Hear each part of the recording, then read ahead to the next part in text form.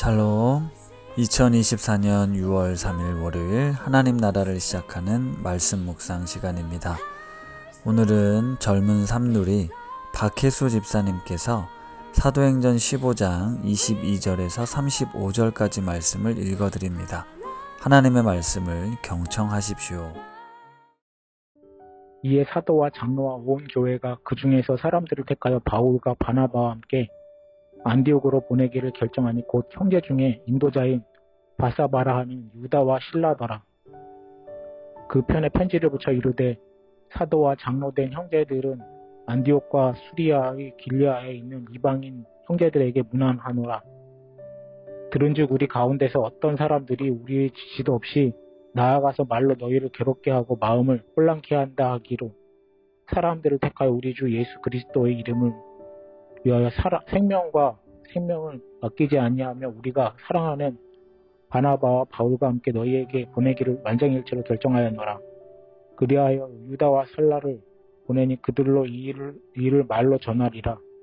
성령과 우리의 요긴한 것들 외에는 아무 짐도 너희에게 지우지 아니하는 것을 옳은 줄 아노라. 우상의 제물과 피와 목매어 죽은 것과 음행을 멀리할지니라. 이에 스스로 상가하며 잘되리라. 편안함을 원하노라 하였더라. 그들이 작별하고 안디옥에 내려가 무리들을 모은 후에 편지를 전하니 읽고 그 위로한 말을 기뻐하더라.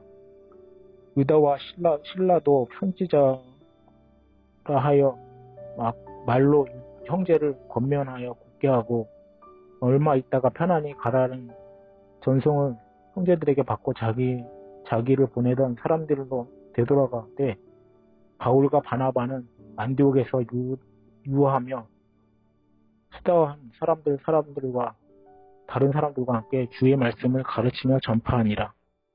아멘. 사도행전 15장은 이방 선교 역사에 있어서 매우 의미 있는 분기점이 된 예루살렘 회의 장면이 나옵니다. 유대인들 입장에서 지옥의 땔감으로나 쓰여질 것이라 생각했던 이방인들이 구원받는 하나님의 백성이 된다는 것을 받아들이는 것이 너무나 힘든 사건이었습니다. 바울과 바나바를 통해 이방인들에게도 성령이 임한다는 소식을 듣고 그리고 이방 지역에서 벌어졌던 성령의 역사와 기적들을 들었지만 수천 년간 이어져 온 유대인 중심의 구원관과 선민의식은 결코 깨어지기 어려운 신념이었습니다.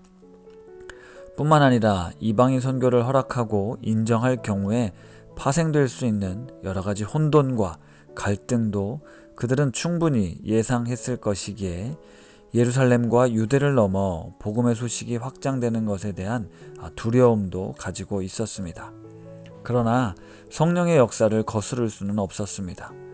예루살렘 교회의 지도자 야고보는 바나바와 바울의 이야기를 경청한 이후 그곳에 모인 사람들에게 말합니다. 먼저 베드로 사도를 통해 고넬료라는 이방인이 예수를 믿고 성령이 임한 사건을 언급하며 성경에도 이방인들이 주를 찾게 될 것이라는 선지자의 예언을 들려줍니다. 그래서 공식적으로 이방인들이 하나님께로 돌아오는 것을 막지 말자라고 선언을 하죠. 이처럼 사도행전 15장 예루살렘 회의는 기독교 역사에 매우 중요한 변곡점이 되었습니다. 회의가 끝난 이후 예루살렘에 있는 사도들과 장로들 그리고 온 교회 성도들이 바울과 바나바를 다시 안디옥으로 보내며 함께 동행할 두 사람을 세웁니다. 바사바라 하는 유다와 실라를 택하여 편지를 안디옥과 수리아 그리고 길리기아에 있는 이방인 형제들에게도 전달하도록 결정하는데요. 이방인 지역에 복음이 전해지는 과정 속에 그동안 공식적인 허락 없이 이방인들을 비난하고 괴롭혔던 사람들로부터 영향을 받지 말라고 합니다. 그리고 공식적으로 이방인들 역시 주 안에서 한 형제로 받아들여짐을 전달하며 몇 가지 사항만을 지켜줄 것을 요청하는데요. 바로 우상의 제물과 피와 목매어 죽인 것을 먹지 말고 음행을 멀리하라는 내용이었습니다. 물론 성경엔 여전히 이후에도 유대인과 이방인 그리스도인들 사이에 갈등도 있고 시기와 질투가 있었습니다. 바울 역시 그리스도 안에서 누리고 있는 자유가 누군가에게 걸림돌이 될 수 있다는 것을 알았습니다. 초대교회 유대인과 이방인이 형제가 되는 것, 그리고 이방인들 가운데서도 남자와 여자, 주인과 종, 로마인과 헬라인 등이 뒤섞여 교회를 이루는 과정에 수많은 갈등들이 있을 수밖에 없었습니다. 그러나 십자가의 복음은 인간이 만들어 놓은 경계와 울타리를 넘어 하나님의 은혜와 사랑 안에 온전한 연합을 이루어가는 것임을 바울은 계속해서 전하고 있습니다. 오늘날 한국 교회 안에서도 중요한 변화들이 일어나고 있습니다. 쉽게 변하진 않지만 조금씩 의미 있는 변화들, 패러다임의 변화가 있는데요. 바로 신앙의 개인화, 개인주의적 신앙에서 공동체적 신앙관으로의 변화입니다. 한국 사회는 기독교의 전파와 함께 일제강점기 그리고 6.25 전쟁의 비극을 극복하고 세계에서 유래를 찾아보기 힘든 성장을 이루었고 그 성장 배경에 기독교가 한 몫을 감당했습니다. 그러다 보니 성공과 성장의 복음이 우리 안에 자리가 잡혔고 또 자기 중심적 신앙과 사고방식으로 나의 개인의 죄 문제를 해결함 받아서 천국에 가는 속죄의 복음이 많이 강조되었습니다. 개인의 구원에만 주로 관심을 가졌기에 회개, 죄사함의 복음, 영접, 구원의 도식 속에서 오직 믿음만을 강조했습니다. 그러다 보니 사회와 공동체의 죄 문제, 구원, 하나님 나라의 관점으로 복음을 이해하기보단 개인의 죄와 거룩에 초점을 맞추며 개인의 구원에만 주로 관심을 갖게 된 것입니다. 따라서 다른 이들의 아픔, 세상의 구조적 악에 대해서는 어느 정도 거리를 두고 살아갑니다. 십자가 대속의 복음을 넘어 하나님 나라의 복음을 받아들이고 이해하고 살아가는 데 있어서 넘어야 할 벽도 많고 저항도 있습니다. 기존의 교회 제도와 조직 그리고 기득권의 내려놓음과 같은 변화들은 결코 작은 일이 아닙니다. 기존 전통의 방식으로 복음을 이해하고 전하며 교회 안에서만 그리스도인다운 삶을 강조하고 또 죄악된 세상으로부터 벗어나 신앙 공동체 안에 머물도록 강조한 그것이 신앙이라고 그동안 배워왔습니다. 전도란 교회를 다니지 않는 사람들을 수단과 방법을 동원해서 교회 안으로 들어오게 하고 교회를 다니게 하며 기독교 문화를 배우고 기독교인의 삶의 방식을 전수받아 교회 열심히 다니는 것으로 만드는 것을 목적으로 했습니다. 여기서 변화가 필요한 지점이 있습니다. 바로 우리를 부르신 소명의 자리가 교회가 아닌 일상이라는 것입니다. 우리의 가정, 직장, 세상이 하나님께서 우리를 부르신 소명의 자리라는 것이죠.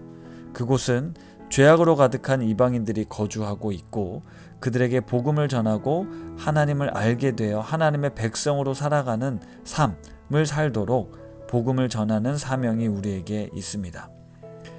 예루살렘 회의를 통해 이방인들이 하나님께 나오는 문턱을 낮추었고 그리스도의 복음이 모든 경계를 넘어 인종과 민족과 종교의 담을 넘어 증거되는 사건이 사도행전에 기록되어 있습니다.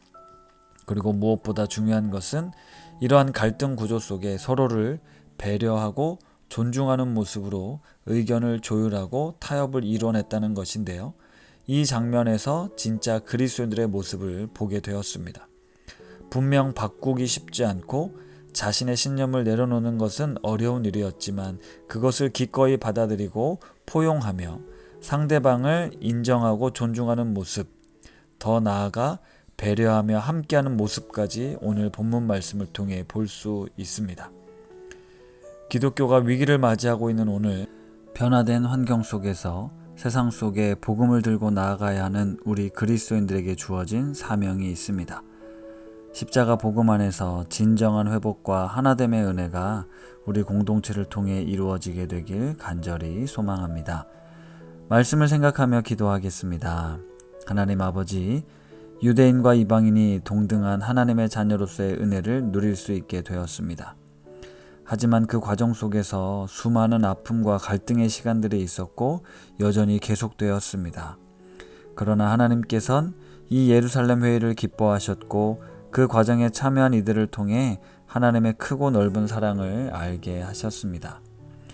나의 구원이 가장 중요하고 내 죄 문제 해결만이 신앙의 제일 우선된 목적으로 알고 믿었던 우리들의 관점을 이방인들에게까지 그 경계를 허물고 나아갈 수 있도록 우리를 다듬어 주시옵소서. 성령으로 충만한 그리스도인들이 되어 복음 증거의 사명을 잘 감당하는 성도들이 되게 하옵소서. 예수님의 이름으로 기도드립니다. 아멘. 오늘 말씀을 봉독해 주신 박혜수 집사님의 사연과 추천 찬양을 소개해 드립니다. 사연의 제목은 범사에 감사하라 입니다. 범사에 감사하라, 쉬지 말고 기도하라. 이 말은 기독교인이 아니라도 한 번쯤 들어본 말일 것입니다. 저는 이 말씀을 머리로만 이해하고 있었습니다. 그날도 평범한 하루를 지내고 내일이 크리스마스 이브이니 작은 케이크라도 사서 가족과 크리스마스를 지낼 생각으로 잠들었습니다. 하지만 다음날 아침 잠에서 깨어나 일어서려 하자 왼쪽이 움직이질 않았습니다. 택시를 타고 병원으로 가 접수를 하고 진단을 받았는데 뇌출혈이라 하더군요. 급하게 수술을 잡고 동의서를 작성했습니다. 참 만감이 교차하더군요. 마취해서 깨어날 수 있을까? 무슨 말을 하고 수술에 들어가야 하나? 기억을 잃어버릴 수 있으니 만약을 준비하라 더군요. 그러나 많은 분들의 기도로 수술은 잘 끝나고 회복실에서 깨어났습니다. 하지만 깨어난 후에도 왼쪽 마비 증세는 없어지지 않고 그대로 남아 있었습니다. 며칠이 지나고 재활치료를 시작했습니다. 몸의 장애로 인해 앞으로의 날들이 걱정되기 시작했습니다. 제 표정이 우울해 보이니 앞 침대의 환자분이 저를 위로해 주셨는데요. 그분은 췌장암으로 3개월 시한부 환자였습니다. 서론이 길었습니다. 지금부터가 본론입니다. 그분은 아들, 딸을 모두 출가시키고 노년의 여유 생활을 즐기시다 발병하셨다고 하셨습니다. 남은 날이 얼마 남진 않으셨지만 오히려 장애를 가지고 살아갈 저를 걱정하셨습니다. 그분이 이렇게 말씀하셨습니다. 본인은 남은 시간을 알 수 있어 정리의 시간이 있다고. 그 말씀에서 저는 깨달았습니다. 환난 중에 주님께 청혼의 기도가 아닌 감사의 기도가 필요하다라는 것을요. 아직 저에게 튼튼한 오른쪽을 주셔서 감사합니다. 아멘. 한 주를 시작하시며 건강한 하루를 주심에 감사의 기도로 시작하면 좋을 것 같습니다. 당연히 주어지는 내일은 없습니다. 오늘을 감사하게 열심히 살아갈 때 주님은 걱정 근심 없는 내일을 주실 걸 믿습니다. 이렇게 집사님의 경험을 통해 감사하는 삶에 대한 간증을 나눠주셨는데요. 당연히 주어지는 내일이 없다는 말씀에 깊이 공감하며 우리 박혜수 집사님께서도 느릴지라도 다시 건강한 모습으로 회복되실 수 있기를 기도합니다. 추천해주신 찬양은 나의 한숨을 바꾸셨네인데요. 이 찬양 들으며 더 깊은 묵상 하시겠습니다.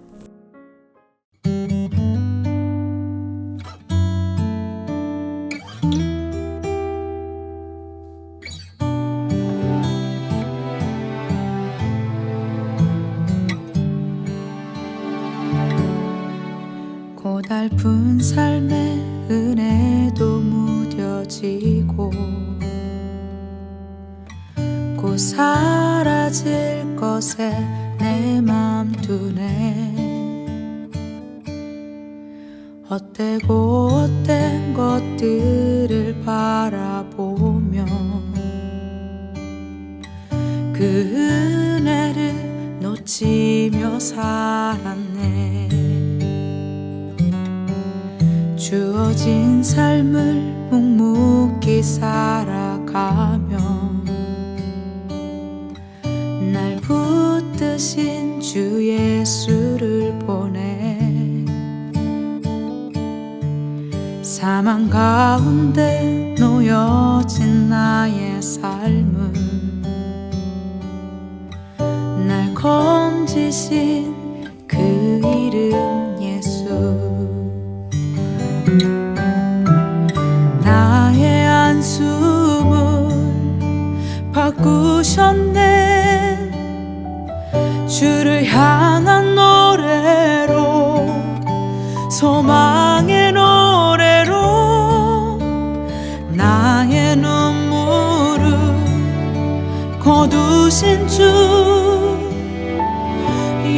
이름 안에 살게 하소서.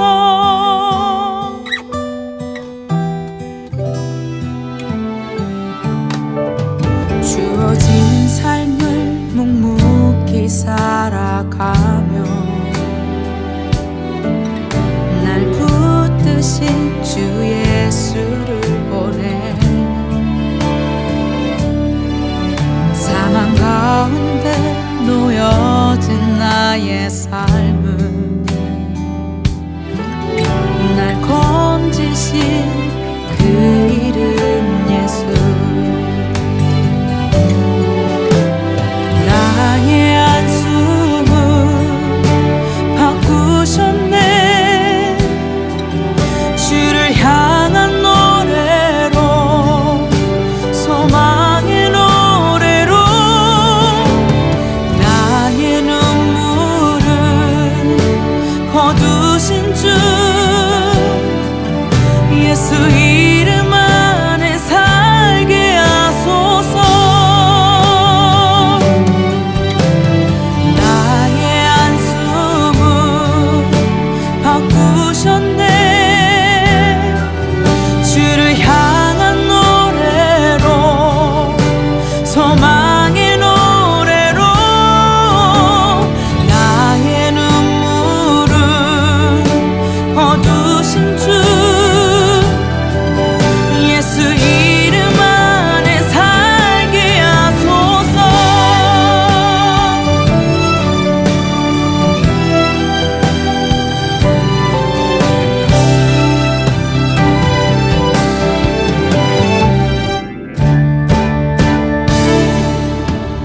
나의 한숨을 바꾸셨네.